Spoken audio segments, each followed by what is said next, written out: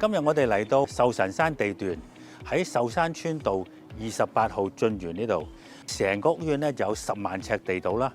咁呢個地段咧全部都係低密度、非常之尊貴豪宅區。咁喺周邊咧就有海洋公園啦，同埋鄉村俱樂部啦。咁所以咧係非常尊貴。好多客人要求話買一啲尊貴大屋，1萬尺地、5000尺嘅屋，呢一間就係啦。喺我哋後邊呢間屋咧就有5100幾尺，3層屋。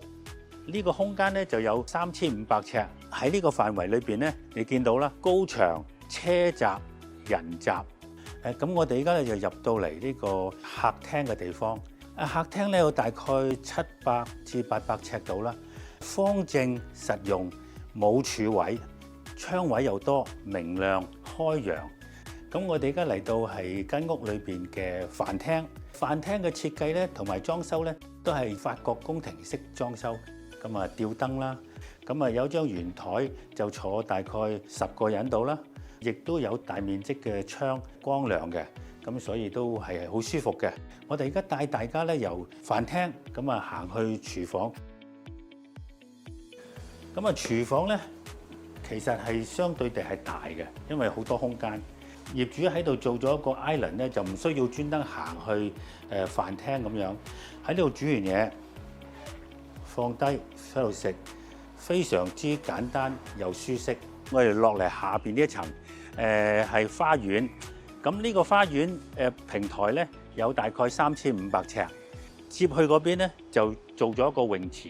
呢一層咧就有家庭廳啦，有2個年青人嘅套房。咁2個房咧行出嚟就可以去到泳池噶啦。咁我哋而家嚟到呢間屋嘅 LG 層，LG 層咧係接住個花園。咁有需要咧呢幾道接門咧可以打開。咁佢哋需要入嚟呢度煮嘢食又得。玩又得，可以煎個牛扒，煮個公仔麵。大家你見到呢度有個足球機，好明顯係年青人係中意玩㗎啦。咁我哋咧依家就係喺屋嘅背部嘅一個泳池嘅空間。呢個泳池咧有15米長，要嚟游水咧都好足夠㗎啦。因為呢個地方咧有高牆啦，咁啊4邊都係牆啦。咁喺空間裏邊好安靜嘅。